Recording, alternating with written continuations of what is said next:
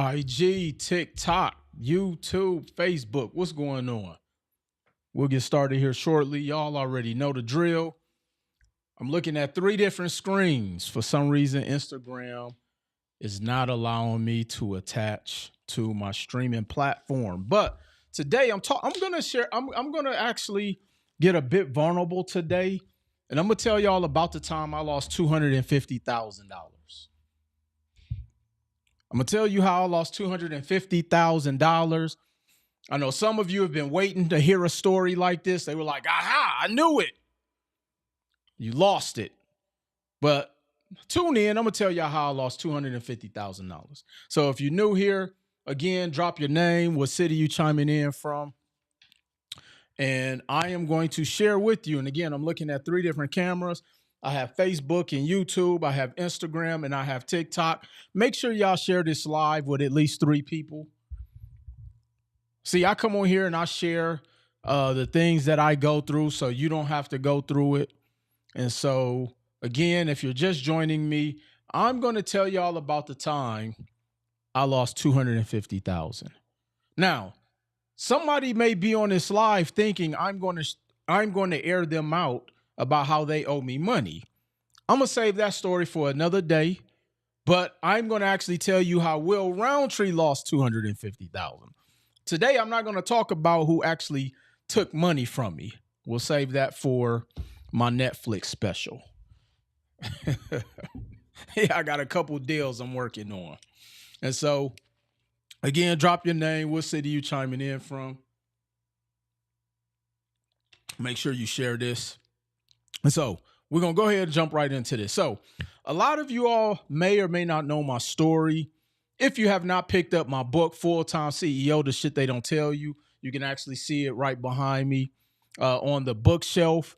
It's basically a story of my journey of being an entrepreneur. Okay, it's a story of my journey being an entrepreneur. And I talk a lot about all of the mistakes I've made.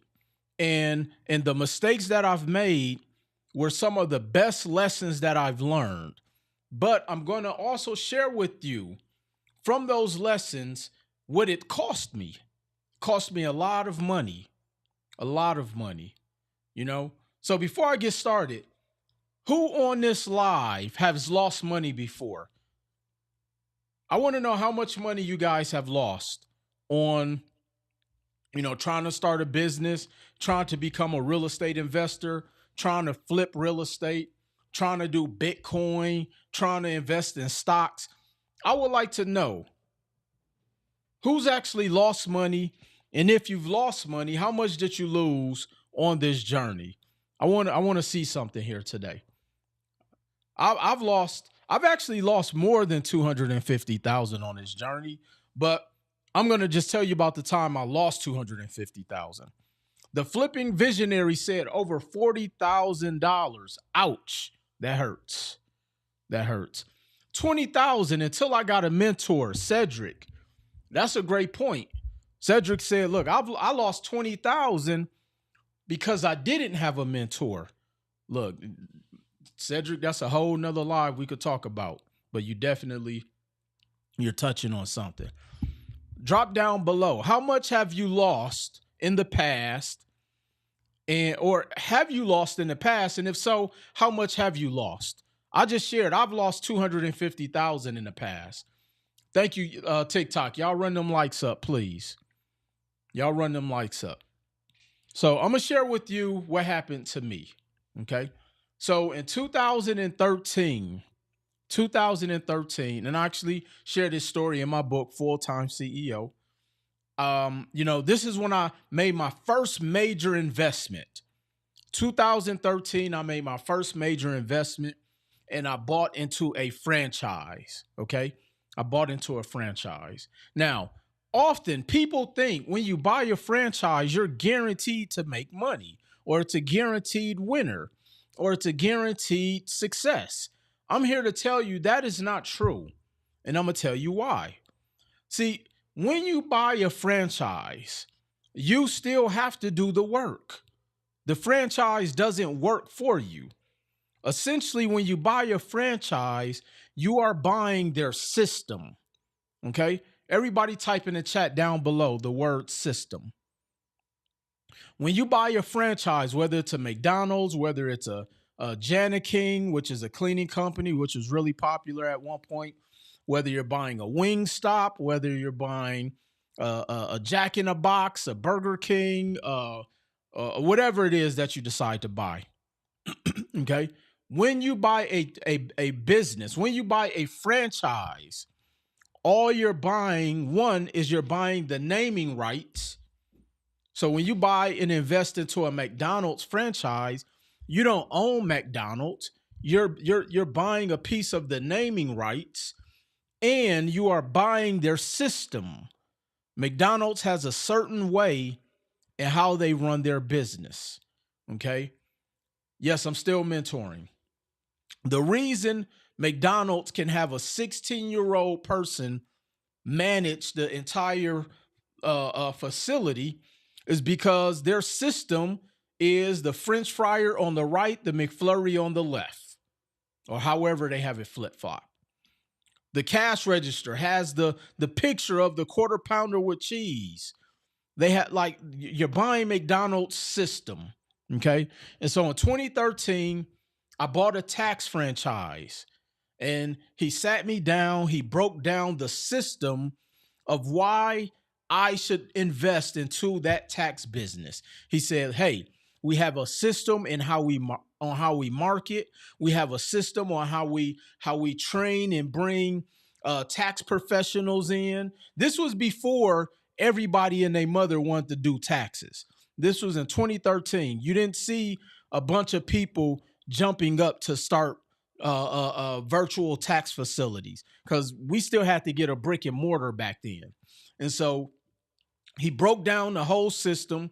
He's showing me how to run my business. He showed me how to actually prepare taxes, but he also was showing me how to get somebody the most amount of money back in the tax industry. Okay. Now, some of y'all might not like this.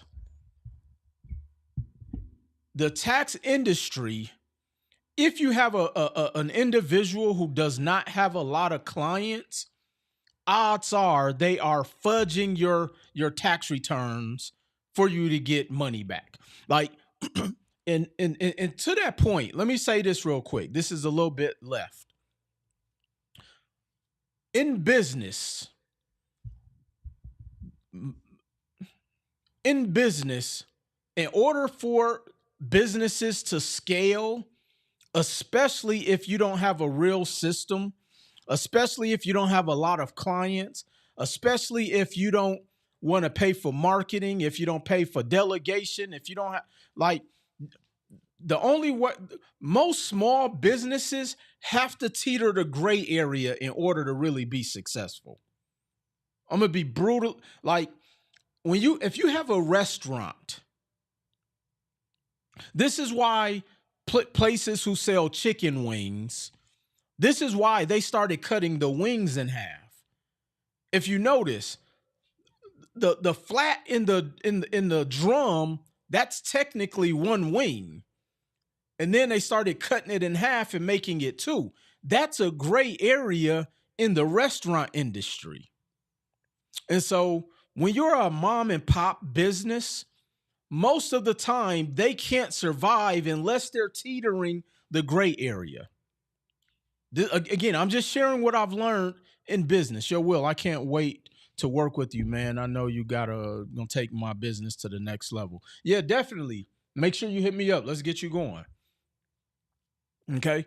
And so in this franchise that I invested in, he was showing us how to teeter the gray area. But he also was teaching, and he was committing fraud to his tax clients. He was committing fraud.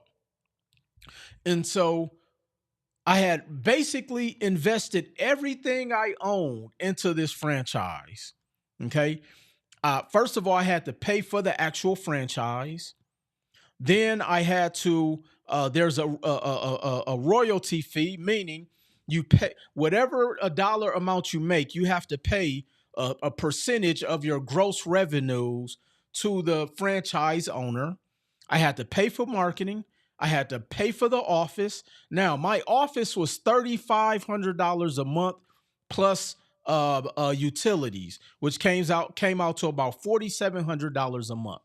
Now, the tax season is only 10 weeks, but I signed a 3-year lease. So that means that I had a $70,000 rent that I had to cover in 10 weeks. See, these are the things nobody talks about in business. So I had to make enough money in the tax business to cover $70,000 just for the building. That doesn't include my marketing. That doesn't include paying my bills because I had quit my 9 to 5. So I literally liquidated everything when I invested into this tax business. Okay. And so when I invested in it, then he lied to me and told me that if I wanted to be able to offer cash advances or what the anticipation loan or whatever it is. I haven't got a tax refund back in 10 plus years, so I don't know the proper name, but you know how you can get an advance on your tax return? He told me that we, the office, had to pay that. So I went out and got a bunch of personal loans to have enough money to be able to cover that cost. But what I found is that the bank who we were connected to, they're the one. So whenever you get a tax refund, when you get your money back like that, a bank is fronting that money and then the IRS sends that money back to the bank. And so I didn't know that at the time. And so I had invested. So I took all my money out of my 401k. I had quit my job. I invested in this tax business. I had rented leased a building. I think it was like a 5-year lease. We had did a tenant improvement allowance, which so I negotiated for the landlord to do the build out, and then I had to extend my lease in order to pay him back. I'm teaching y'all they're not teaching y'all this stuff when you're going out and learning how to source real estate for your business. Let me see. This is why research and the right information is imperative. Now, keep in mind, this was in 2013. Instagram was not around. Like there was not there were not mentors who were teaching this stuff back then. Like if y'all really knew how many people fail in business, we just had to learn from the school of hard knocks. So, but yeah, research is definitely imperative. So I'm invested in, I quit my job, all of this. So I invested all of that money in, okay? So I'm about 200 grand in the hole, 200,000 plus in the hole. Then come to find out he was running a Ponzi scheme. And so when I went to his office to confront him and I asked him, hey, I'm learning that we're not filing taxes above board. And he looked at me and said, how the hell do you know? And so he got so upset. He said I was in breach of contract. He locked me out of my systems.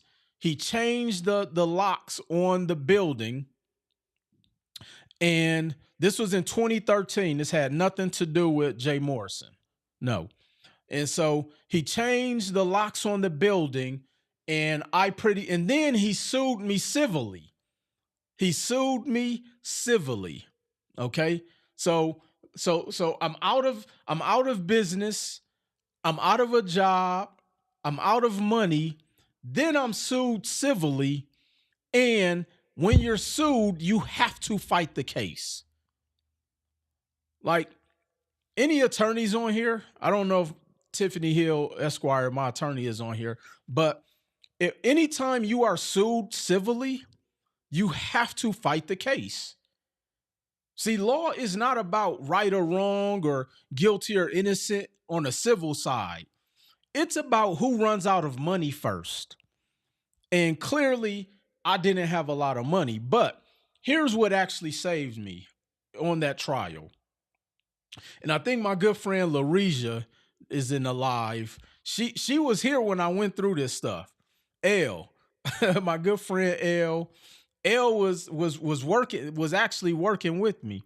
And so I remember going back and forth to court, and luckily enough, I was referred to someone who was an attorney, but he no longer had a license, so he couldn't charge me as an attorney. He only could charge me as like a paralegal.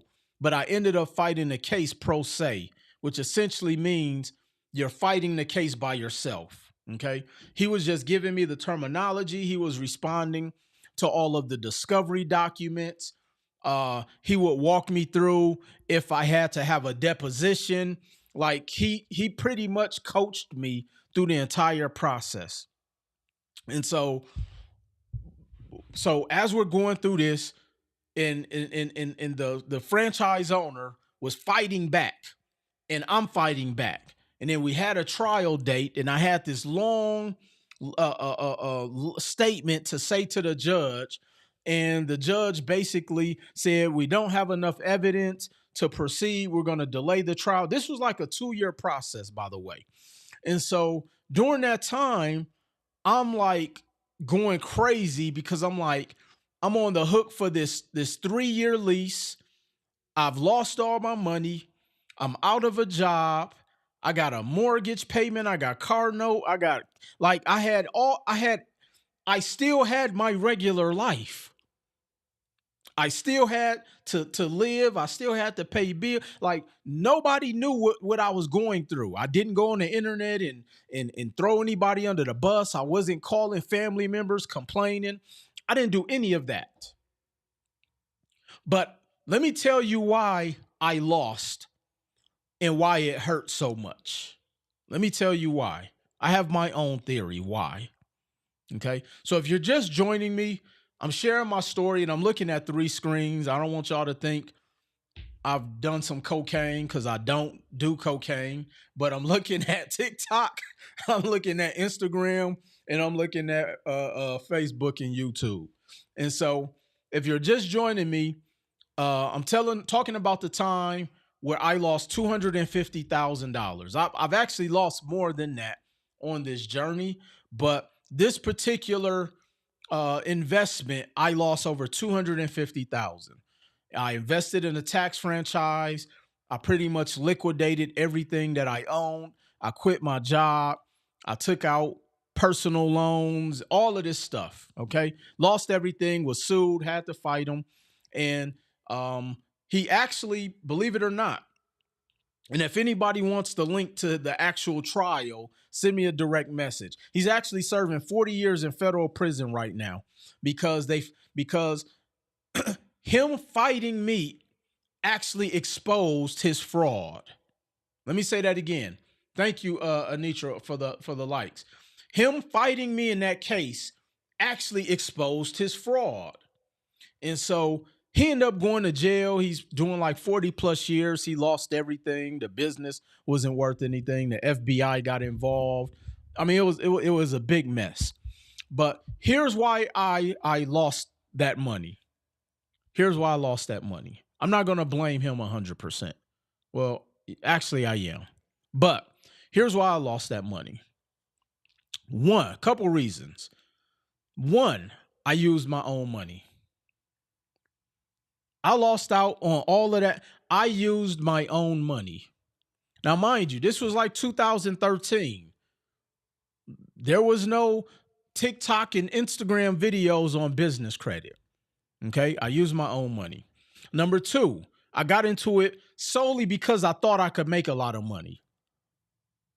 I jumped into the tax business solely because I thought I could make a bunch of money. Essentially, this is what he did. He sold me on the shiny syndrome object. He said, Will, you can make a lot of money in the tax industry. I have live restricted for some guidelines.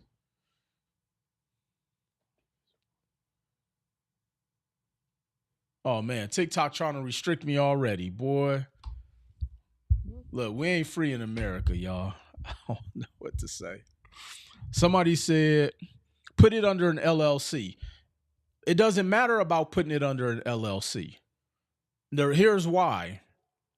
Because there's still recourse to debt. See, most of the things you all know about business credit is inaccurate. Okay? This has nothing to do with Jay Morrison, y'all. Y'all do realize I was doing business before Jay Morrison. So we're not going to put that on him. I was doing business well before Jay Morrison. Okay? Ain't no way you're going to fail. Okay? So now, I used my own money. I jumped into it solely for the money. And it's because he sold me on the shiny syndrome object. He showed me the cars he was driving. He was showing me the trips he was taking. And he said, look, you can make a bunch of money in a short period of time doing taxes. And here's the reality. Here's the reality. The average person who does taxes has less than 50 clients. Let me say that again. The average person who does taxes has less than 50 clients. Okay? Now, no, we didn't know that. We thought he put you on. Well, I'm glad y'all watching this live. No, I was doing business before Jay Morrison. Y'all clearly didn't read my book, Full-Time CEO.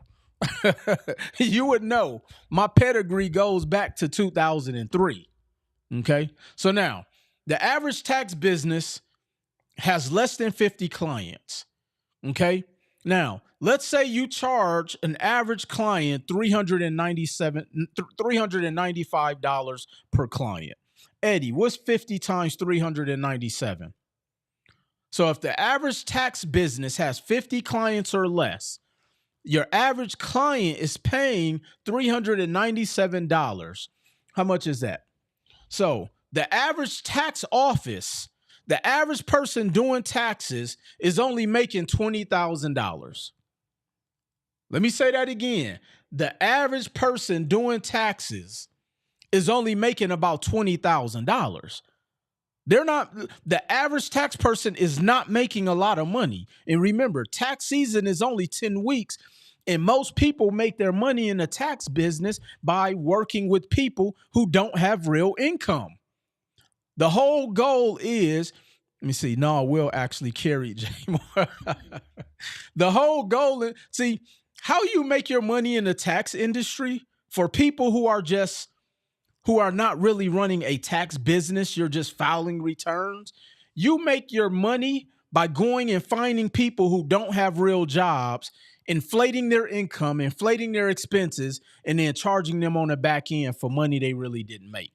That's really how most people make their money in the tax industry.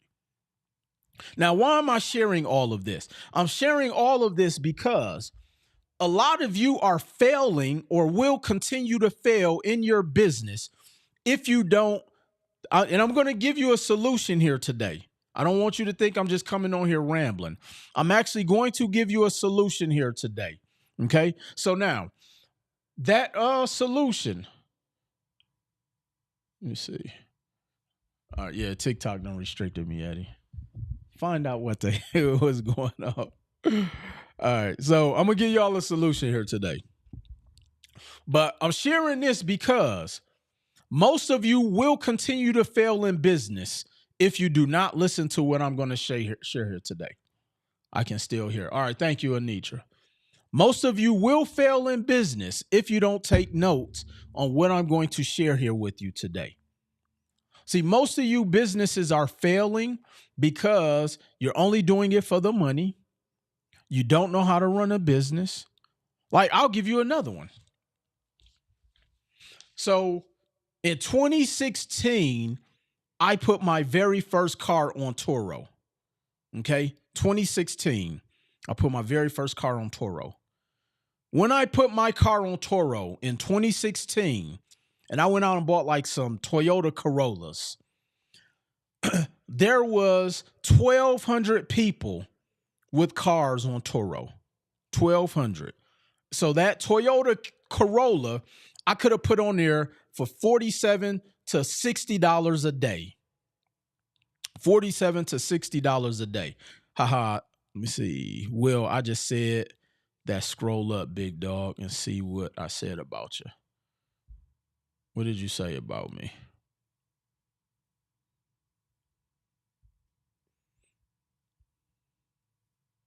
Appreciate that. Yeah, you got to have me in your corner if you want to win.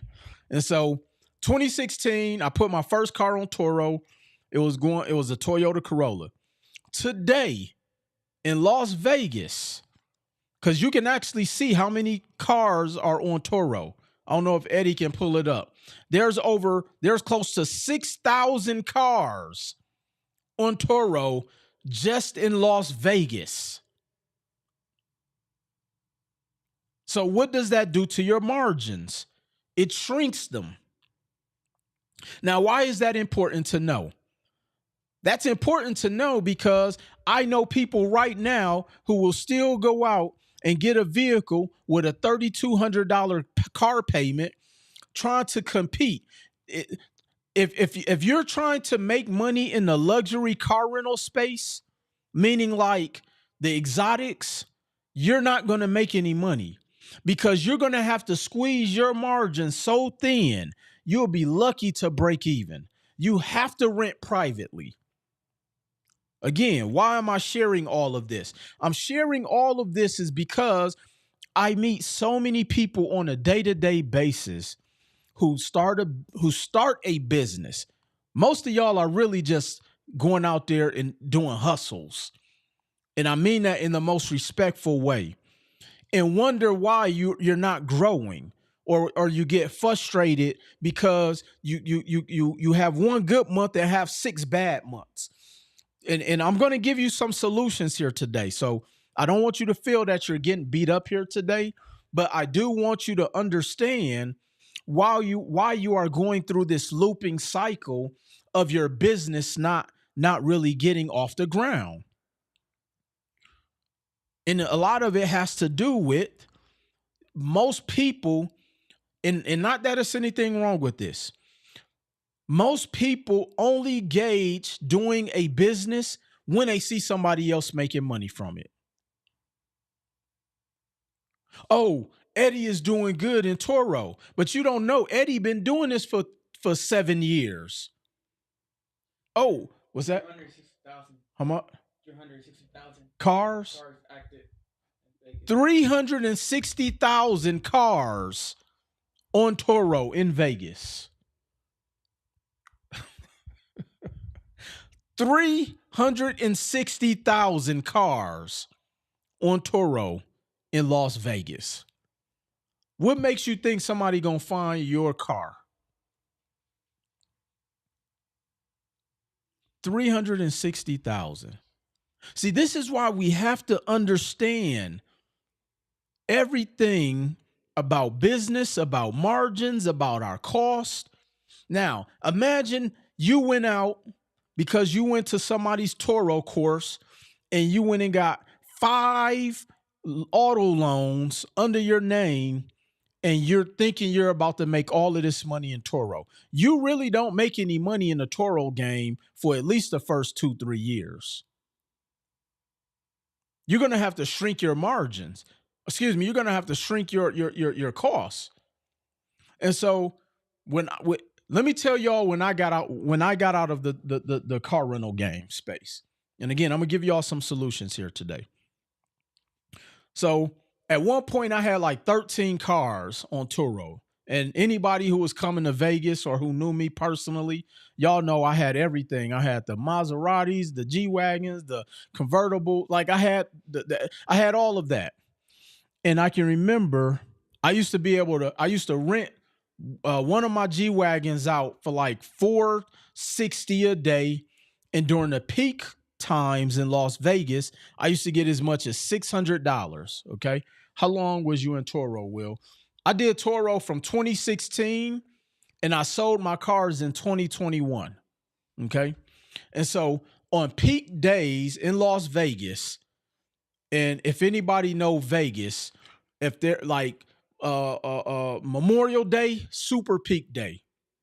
What else is our big holiday? 4th of July, pretty much every weekend in the summer, everybody wants to come to Vegas. Okay. Because remember, Vegas is in the top 10 most visited places in the world. Okay. And so people were coming out. Now, when I saw people had their G-Wagons on Turo for $147 a day, you can't compete with that. And I had the Starlight headliner in mind. Like I had all of that stuff. I had convertibles. When I saw people who had their G-Wagon in Las Vegas for $147 a day, I said, it's time for me to sell my cars. Because you can't compete. I'm not first of all, it's a headache.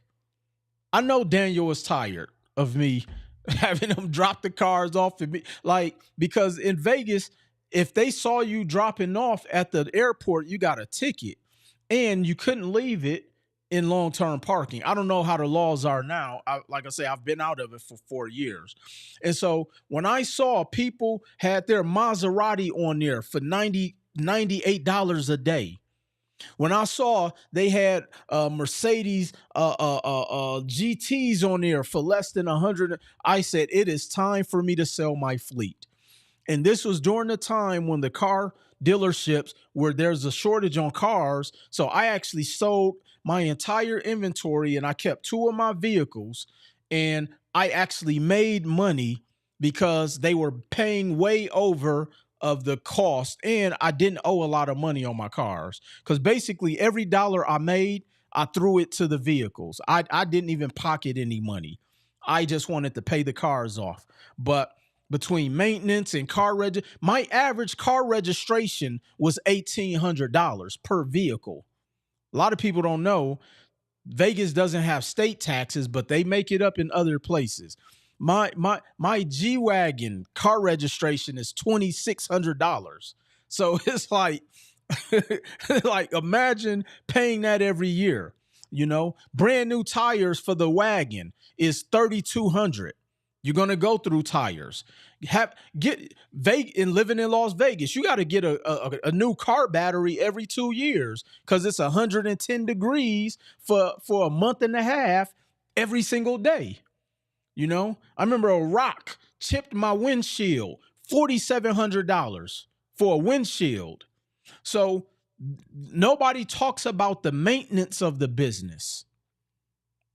The maintenance of the business. And so again, the reason I lost $250,000 is because I jumped into the tax business solely just to make money, not doing my due diligence. The reason you're not making money in the car rental industry is because you think everybody wants a Lamborghini. You think you live in the middle of America and you're thinking somebody is going to rent out that Maybach. They're not.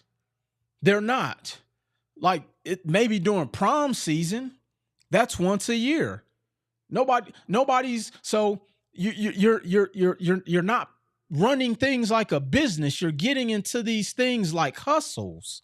And this is why you will lose money this year too. On top of inflation, on top of the cost of everything going up, housing, rent, dating, whatever it is you do with your money, you will continue to lose money if you do not go by this blueprint that I am going to share here with you today. With my Airbnb, I kept it simple. Oh, I can get Airbnb not even legal in Las Vegas no more.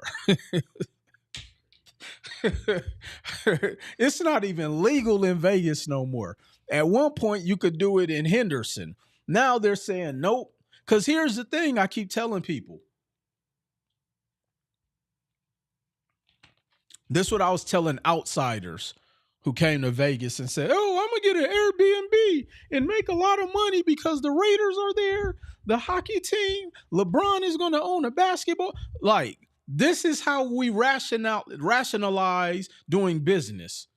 No real research.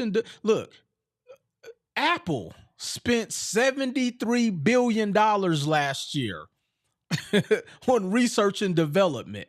And we watch one TikTok video. Mark Wahlberg is getting a studio in Vegas. Let me get an Airbnb. That's not research and development. That is not research and development. And let me tell you why. For all of my non-Las Vegans who want to come here and try to get Airbnb, the casinos cover the tax for the school system. So the Nevada schools, Clark County school system, a lot of the tax dollars that the casinos pay go to the school system. So now, why would the casinos allow you to rent out your condo in Las Vegas? I remember I actually almost bought a condo inside the Aria Hotel. This is when they were actually still allowing you. You had to get a license. This was coming right out of COVID. And so when I started doing my research, what I started to learn what was happening, because I always ask for the financials. Thank y'all on TikTok for running up the likes. I always wanted to see what's called the financials. Everybody type in the chat financials. I'm in Cleveland, Ohio, by the way, but I visit Vegas a lot.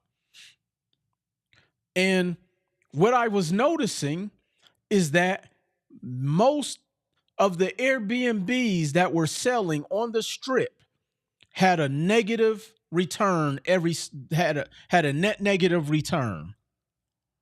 And it was because the Las Vegas, the properties who owned the condos, you could not rent out your condo above their market value for what they were renting the rooms out for.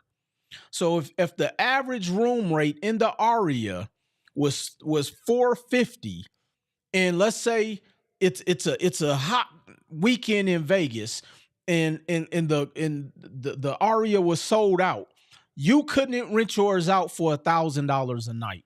The Aria actually controlled your rental income. Like, this is how big business works. But we make decisions based off of, if I see Eddie, and Eddie could be lying about how much money he's making, because a lot of people do that. And Eddie knows, because he do most of their video work. Most of them are lying. Most Airbnb hosts are lying. Most Turo guys are lying. Most people in real estate are lying. Most people in business are lying to y'all about how much money you can make, because they don't tell you about the things that I share with you. That's why some of this information is new to some people. Okay. So again, if you're just tuning in, money to the consumers is lost to the state. That's why they banned Airbnb. Well, in Vegas, they banned it because the casino, you think the resorts world, who's losing $27 million a month, is going to allow you to put your house up for Airbnb? No. Resorts World said, we want that money and we'll squeeze you out. Yeah, rappers lie about their money too. Okay, and so I need to get with you. You're speaking my language. DJ, this is what we do. Absolutely. Shoot me a direct message. And so let me get to my point here today. I lost $250,000 in 2013. No, this was not with Jay Morrison. This was before Jay Morrison. Because I did not know business. I was using my own money. I was listening to other people who didn't know business. I was getting my advice from people who never ran and owned a business. And I had no plan. I was just out there just with passion and pride, and thought I was going to be able to figure it out. Okay. And so let me tell you how you can go and finish out 2025. Because if I could tell you right now, if you all do not follow what I'm about to share with you today, most of you will continue to fail in business. I know some of y'all won't be honest where your business is at because you've been telling your spouse that everything is okay. You don't want to sleep on the couch. Baby, I promise you, just give me one more year. Baby, I'm going to retire you, I promise. Clarence, it's been 7 years. All right, y'all. Look, let me tell y'all how you can ensure that your wife don't put you out or make you sleep on the couch if y'all don't get y'all business stuff together. All right. So, number one, chasing growth without a strategy.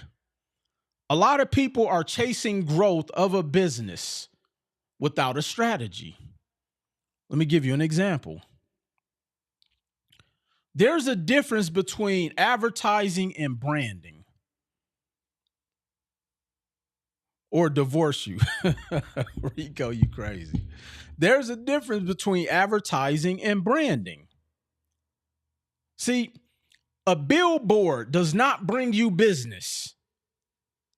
A billboard is just, hey, I drive past the 215 every single day and I see Eddie's billboard up there for photography services, and it's all it's doing is going into my subconscious. So when I decide that I want to eventually hire someone, I'm going to say, you know what? I remember that guy Eddie had a billboard on the 215 in Warm Springs. I'm going to give him a call.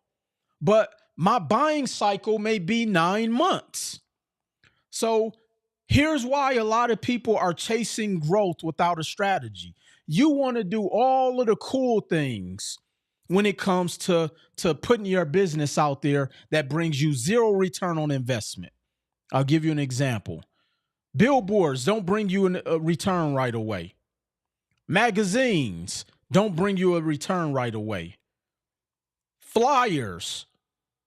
If you're on Facebook, adding 99 people does not bring you business. As a matter of fact, I remove myself from that because I don't feel special. If you tag me with 99 people, I feel as if that message is not for me.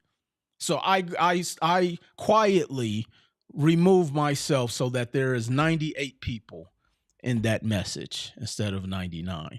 So branding is completely different than marketing and advertising. See, paying for ads, meaning you are putting yourself in front of people who are looking for your services. So if you are selling, let's say you're a landscaper, okay? Let's say you're a landscaper and me, I need a landscaper.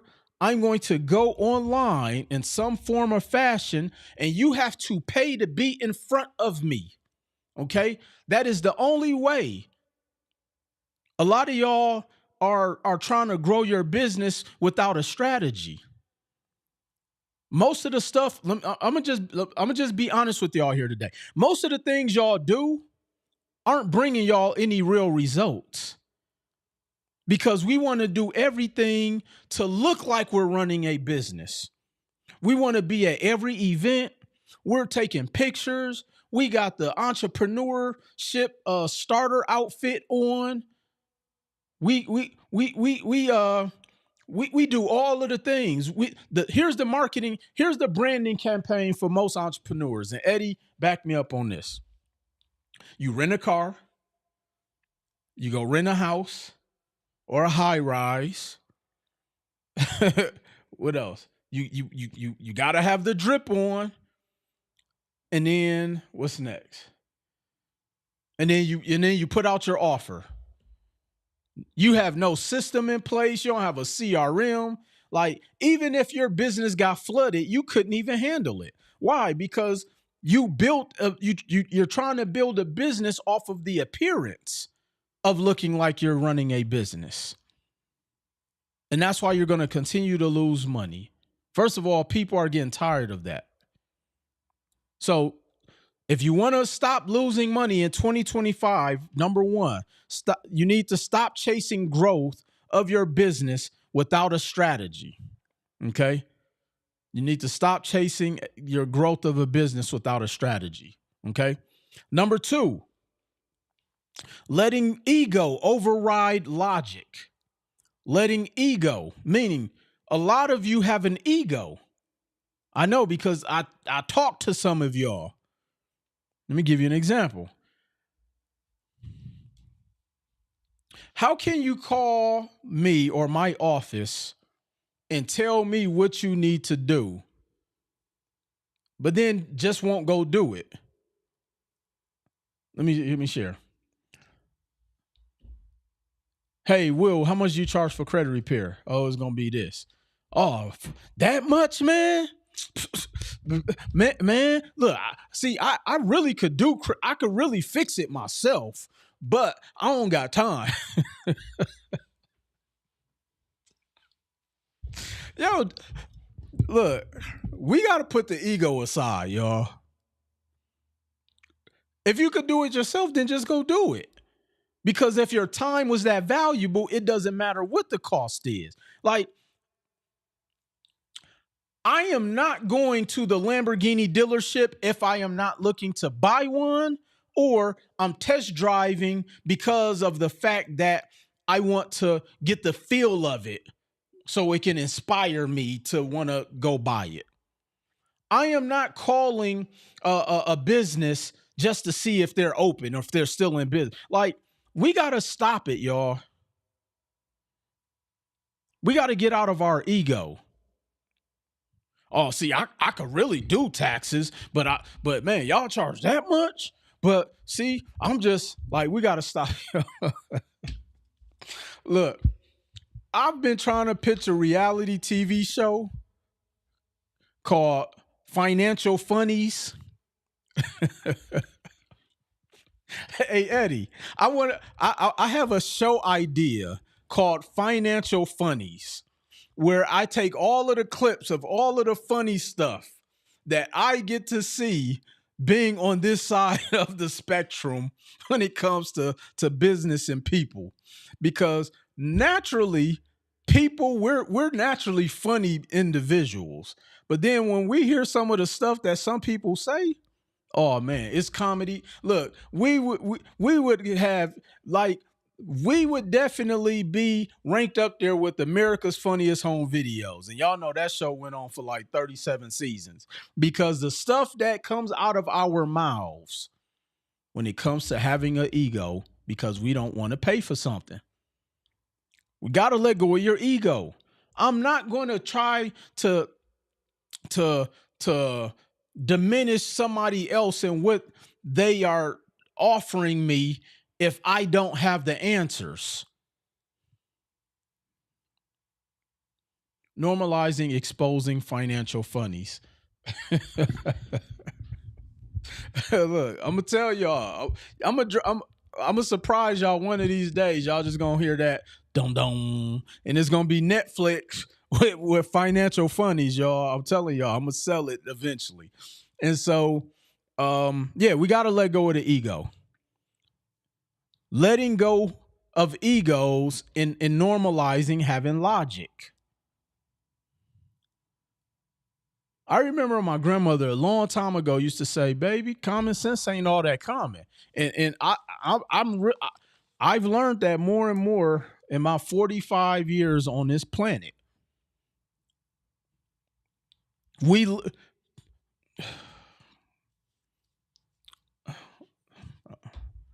I don't know, man. It's just so much I want to say, but I'm gonna say this one for the Talking with Will After Dark.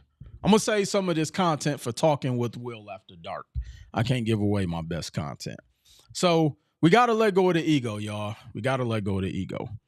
All right. Next, and all of these are pretty much in the same boat. Ignoring the power of credit. Ignoring the power of credit. Now, I don't care how many videos you watch on credit. If you do not fix your personal credit, business credit won't work the way you need it to work. Let me say that again. If you do not fix your personal credit, business credit will not work the way you think it's going to work. Getting an LLC is not a qualifier of you automatically getting business credit. And I say that because I see a million videos a day where here's the instructions.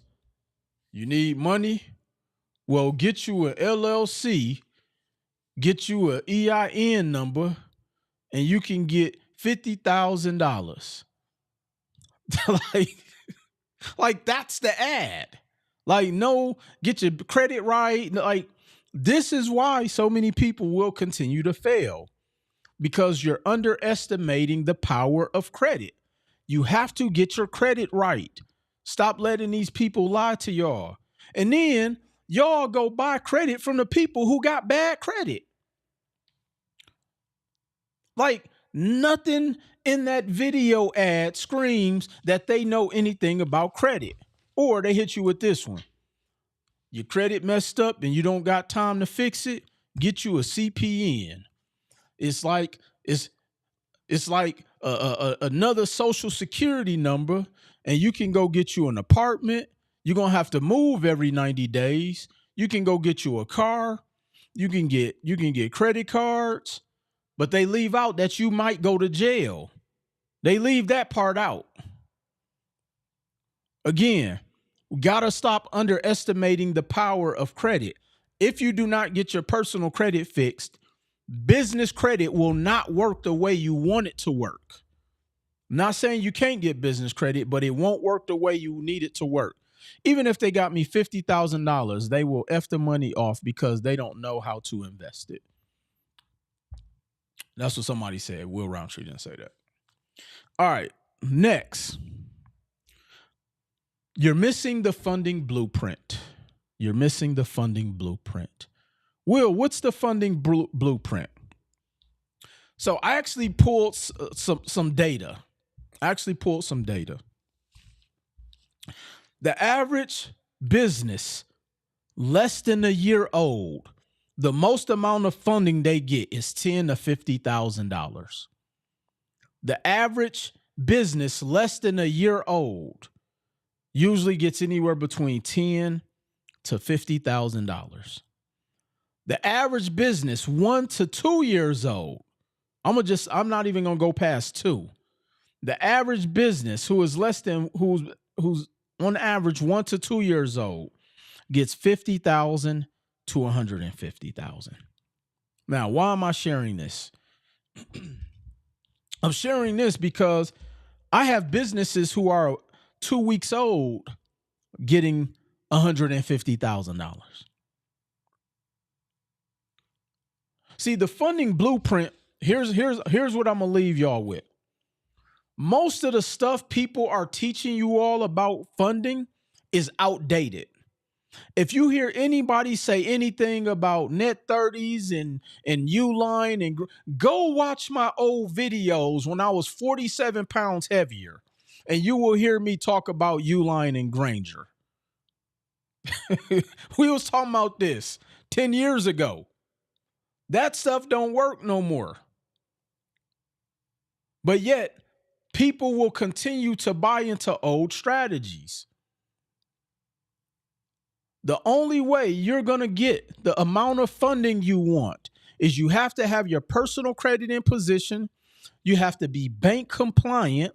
And I have an entire software that walks you through on how to be bank compliant, and it pulls the data directly from the bureaus like Experian Business, Equifax Business, FICO SBSS. Like this, they're pulling the data from there and telling you, hey, you need this. Do you have your web score? Do you have a business website? Is your website backdated? Do you have this? Do you have it tells you all of that. But yet we're still going out there buying ebooks with information that they scrubbed from my website in 2016. That business compliance checklist, I put that information out there. So that goes back to, we got to get over the ego. We got to stop buying things because something is cheap. You want to buy value. Everybody type in the chat the word value. I pay for things based off of value. I pay for things based off of results, not because it's cheap. How is it that we brag about how much our shoes cost? We brag about, like, I remember, so one of my guilty pleasures when I'm burning time is watching a red pop balloon show. You ever seen that, Eddie? Oh man. Do we DM you for business website setup? Yes, you can shoot me a DM. Have y'all seen the red pop balloon show? It's one of the funniest shows. I get a lot of my content just watching that. One of the funniest shows on social media. But the thing that cracks me up on there is that, hold on, get my TikTok back right. All right. The thing that cracks me up on there is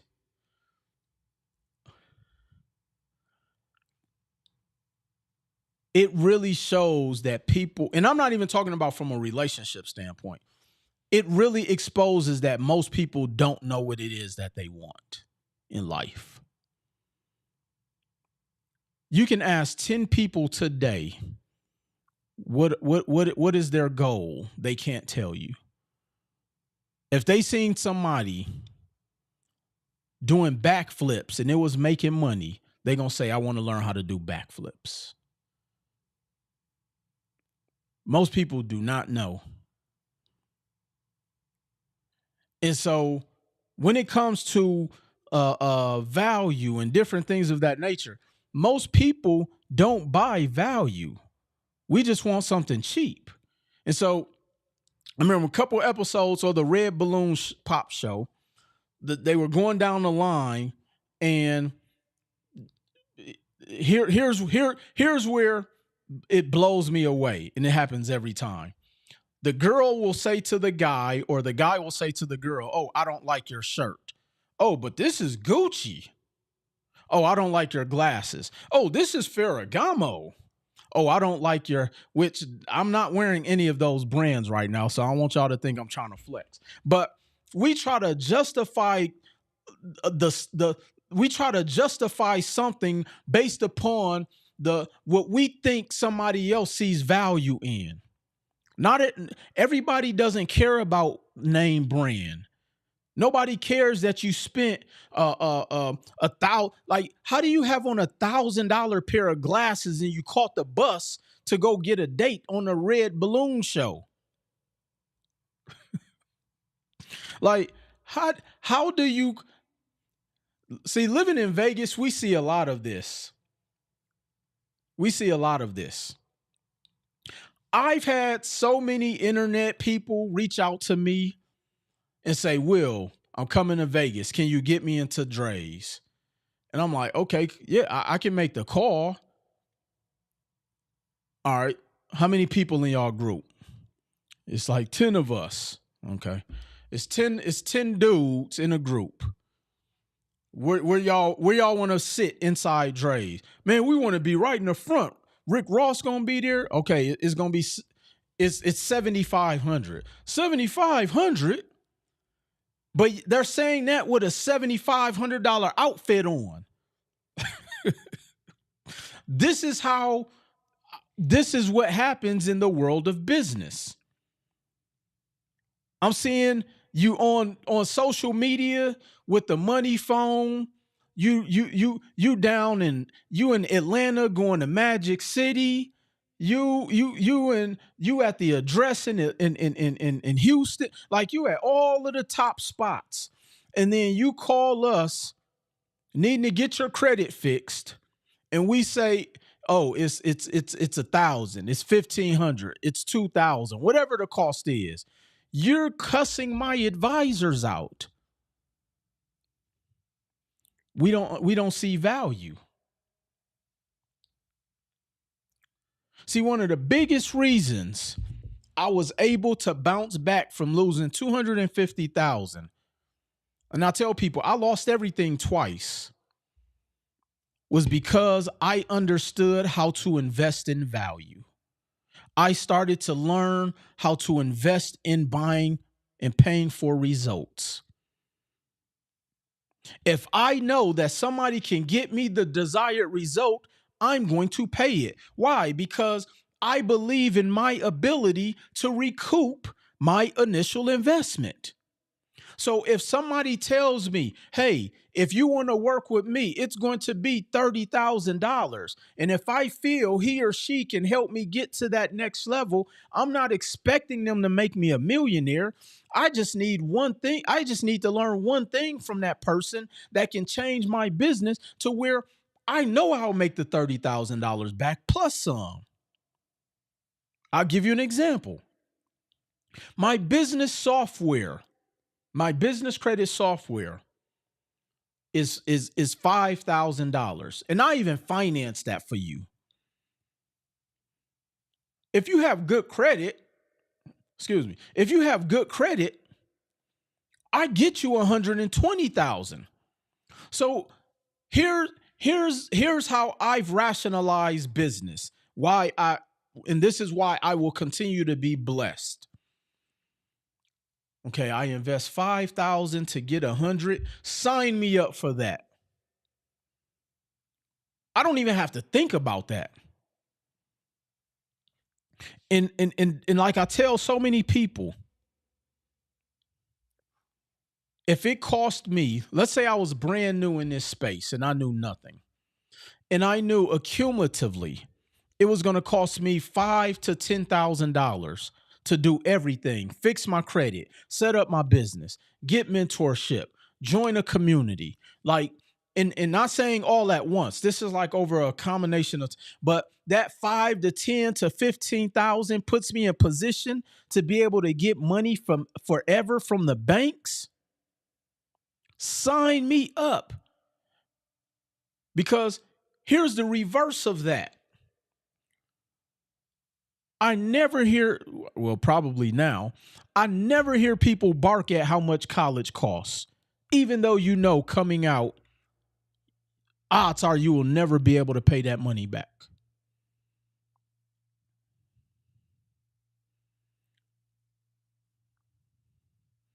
We invest and buy things all the time that will never get you your return on investment. But yet, and I've asked social media this many times, and I'm willing to go and put up any dollar amount to take this wager. Show me one thing that I put out that doesn't work. Now, someone may have made an investment and they were not in position, but show me one thing that I put out that didn't work. Rico, I said, I'm about to change my name to The Blueprint. What you think about that, Eddie? I'm changing my name to The Blueprint because I've been given the blueprint for 10 plus years. We Management will be 10 years old April 15th. Let me tell you something. You don't make it 10 years in business if you're not doing something right. You don't make it 10 years in business if you're not delivering results. You don't make it 10 years in business if you haven't helped enough people get what they want. You are not making it 10 years in business if you don't know what the hell you are doing. So I say all of that to say,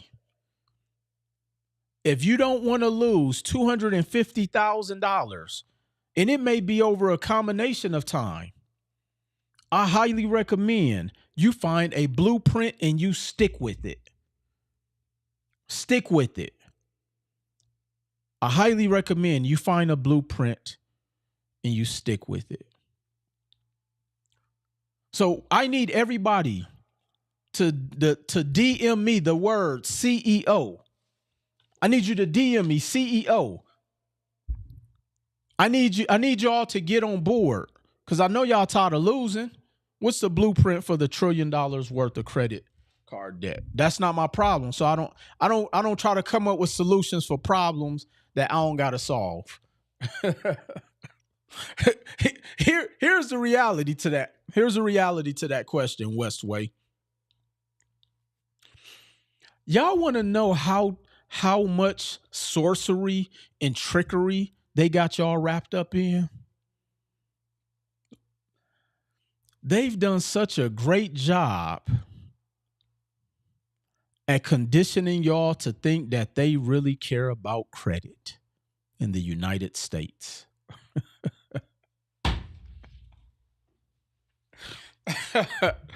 Look, they don't. They don't, y'all. Let me prove it to y'all. Y'all know they'll never run out of money here, right? They won't. They'll tell you.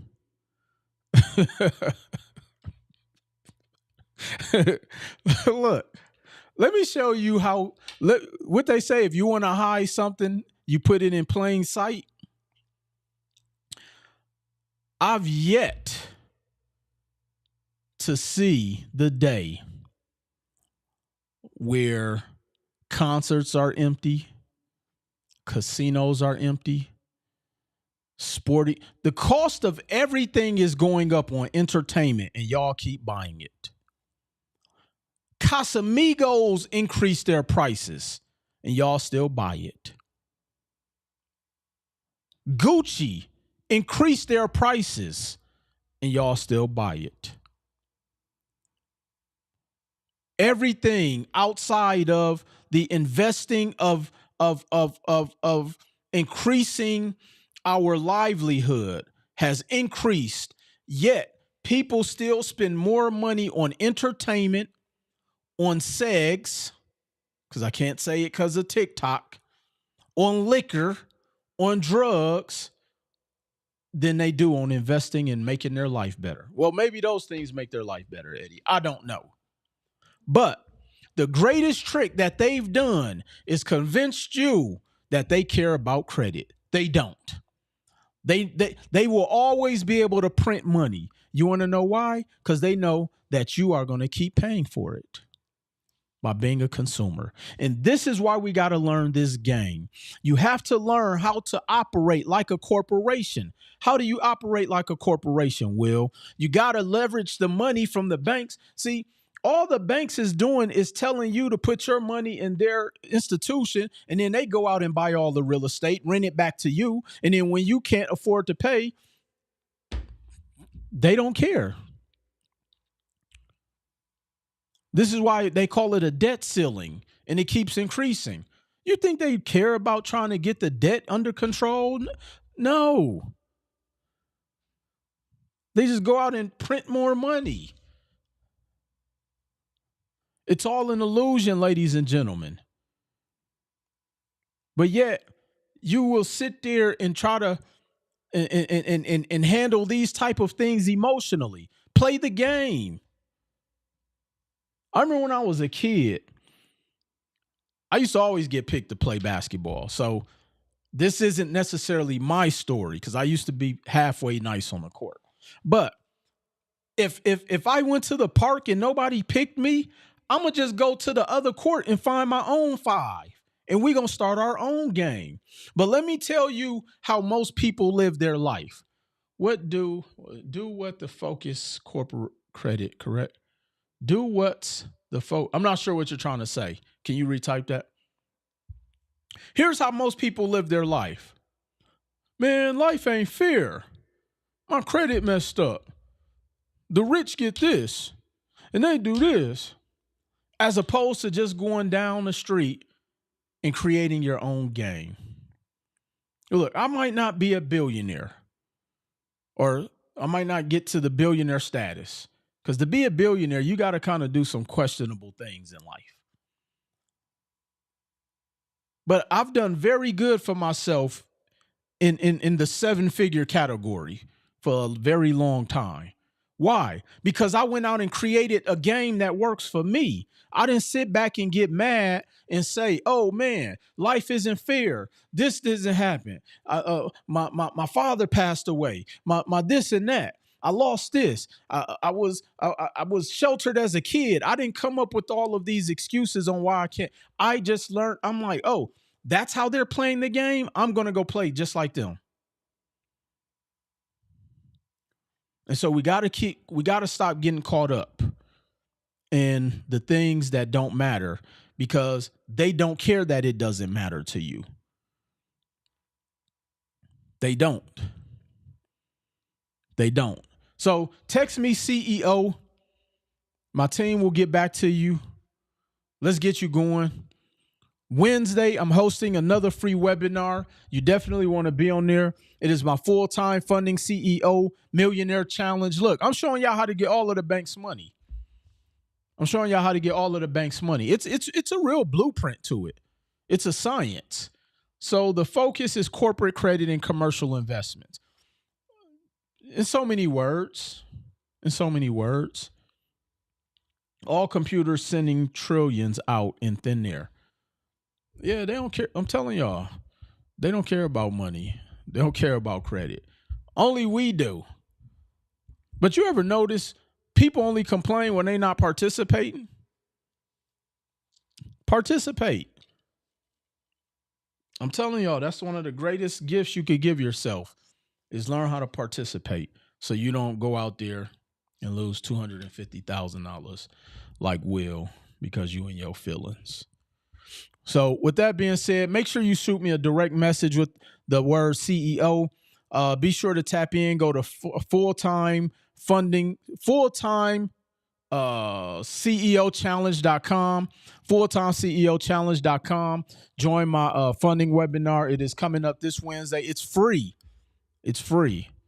Look, some of y'all always talking about nobody gives back to us. We got to pay for everything. This webinar is free, y'all. Okay, so go sign up for my webinar. DM me CEO, and let's get you out of the hamster wheel of financial purgatory, so we can get you on some path of prosperity. So with that being said, I appreciate y'all, and I'll see y'all at the webinar this Wednesday. Peace.